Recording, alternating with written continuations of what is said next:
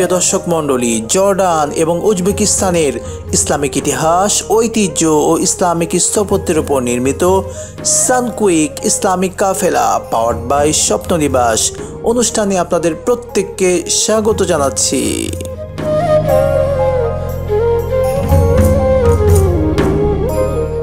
আসসালামু আলাইকুম ওয়া রাহমাতুল্লাহি ওয়া বারাকাতুহু। বিসমিল্লাহির রহমানির রহিম। নাহমাদুহু ওয়া নুসাল্লি আলা রাসূলিল কারীম, আম্মা বা'দ। দর্শক, আমি দাঁড়িয়ে আছি নবী দানিয়েল আলাইহিস সালাতু ওয়াস সালামের কবরের সামনে। প্রিয় দর্শক, হযরত দানিয়েল আলাইহিস সালাতু ওয়াস সালাম আল্লাহ সুবহানাহু ওয়া তাআলার একজন পয়গম্বর ছিলেন। আল্লাহ তাআলা যাকে বনি ইসরাইলদের নিকট পাঠিয়েছিলেন। আল্লাহরই প্রিয় পয়গম্বর হযরত দানিয়েল আলাইহিস সালাতু ওয়াস সালাম তিনি এই উজবেকিস্তানের সামারকান্দ এই শহরেই তিনি শুয়ে আছেন। আল্লাহ সুবহানাহু ওয়া তাআলার বাণী দাওয়াত পৌঁছাতে গিয়ে, তার তাওহীদের একত্ববাদের কথাগুলো মানুষদেরকে শোনাতে গিয়ে তিনি চরমভাবে বিভিন্ন পর্যায়ে অত্যাচার জুলুমের শিকার হন। হযরত দানিয়েল আলাইহিস সালাতু ওয়াস সালাম এমন একজন নবী ছিলেন যার দাফন কার্য সম্পাদন করেছিলেন হযরত মুহাম্মদুর রাসূলুল্লাহ সাল্লাল্লাহু আলাইহি ওয়াসাল্লামের সাহাবা আজমাইনগণ।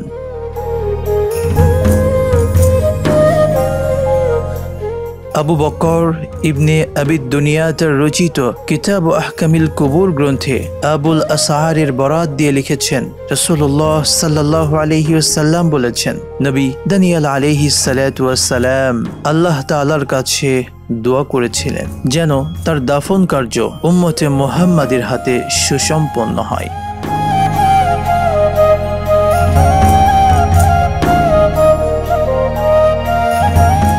পরবর্তীকালে আবু মুসা আশআরী রাদিয়াল্লাহু তাআলা আনহু তার হাতে তুস্তুর নগরী বিজিত হলে তার লাশ একটি সিন্দুকের মধ্যে দেখতে পান। এ সময় তার দেহের শিরা ও কাঁধের মোটা রগ দুটি নড়াচড়া করছিল।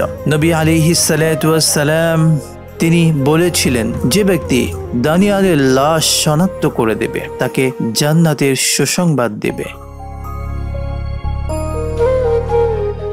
হারকুস নামক জৈনিক ব্যক্তি হযরত দানিয়েল আলাইহিস সালাতু ওয়াস সালামের লাশকে শনাক্ত করেছিলেন। আবু মুসা রাদিয়াল্লাহু তাআলা আনহু ওমর রাদিয়াল্লাহু তাআলা আনহুকে এই বিষয়ে অবহিত করেন। তখন হযরত ওমর ফারুক রাদিয়াল্লাহু তাআলা আনহু পত্র মারফত তাকে জানান যেন দানিয়েলকে ওখানে দাফন করো এবং হারকুসকে আমার কাছে পাঠিয়ে দাও, কেননা নবী করিম সাল্লাল্লাহু আলাইহি ওয়াসাল্লাম তাকে জান্নাতের সুসংবাদ দিয়েছেন। ইবনে কাসির রাহিমাহুল্লাহ বর্ণনাটি আনার পর মন্তব্য করেছেন যে এটি হয়তো বিশুদ্ধতার দিক থেকে কিছুটা আপত্তি রয়েছে। দর্শক, এরপরেও তো এটি বহু যুগের অনেক বছর পূর্বের কথা।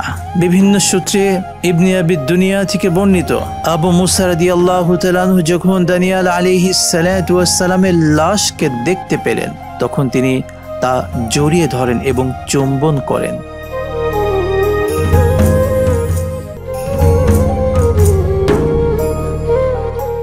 হযরত আবু মুসা রাদিয়াল্লাহু তাআলা আনহু তিনি কিছু মানুষদেরকে দিয়ে গোপনে একটি জায়গায় হযরত দানিয়েল আলাইহিস সালাতু ওয়াস সালামকে দাফন করেন, যে জায়গাটি দর্শক আপনারা এখন দেখতে পাচ্ছেন। হযরত দানিয়েল আলাইহিস সালাতু ওয়াস সালাম তার কবর এই মাকবারাটি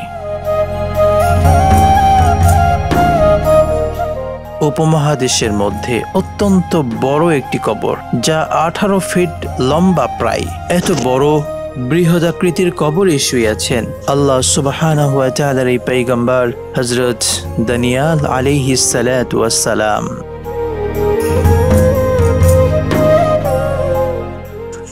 জৈনিক সাহাবী বলেন, আমি আবু মুসা আশআরী রাদিয়াল্লাহু তাআলা আনহুর পুত্র আবু বুরদার হাতে একটি আংটি দেখেছি যাতে দুটি সিংহ এবং সিংহদ্বয়ের মাঝে জৈনিক ব্যক্তির চিত্র অঙ্কিত রয়েছে, আর সিংহ দুটি ওই লোকটিকে জিহ্বা দ্বারা চাটছে। আবু বুরদা বলেন, এটি ওই লোকটির আংটি যাকে এই শহরের লোক দানিয়েল নামে জানে। তাকে দাফন করার সময় আবু মুসা রাদিয়াল্লাহু তাআলা আনহু তার নিজের কাছে তুলে রাখেন।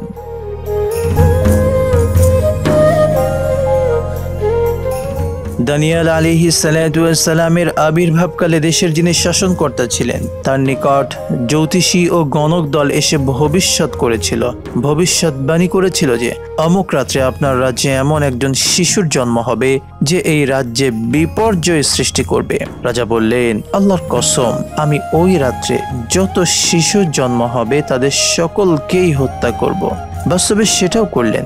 অবশ্য শিশু দানিয়ালকে রাজার লোকজন সিংহ পালের মধ্যে নিক্ষেপ করে চলে যায়। কিন্তু এই শিশু দানিয়াল আলাইহিস সালাম যে আল্লাহর পয়গম্বর হবেন, আল্লাহর নবী হবেন, আল্লাহ পাক নিজে তাকে হেফাজত করেছেন।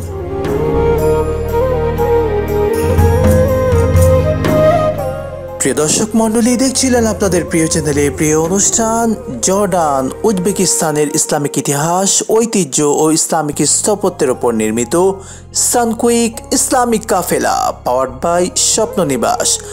আজকের মতো বিদায় নিচ্ছি, আবারও দেখা হবে পরবর্তী পর্বে। আসসালামু আলাইকুম ওয়া রাহমাতুল্লাহি ওয়া বারাকাতুহু।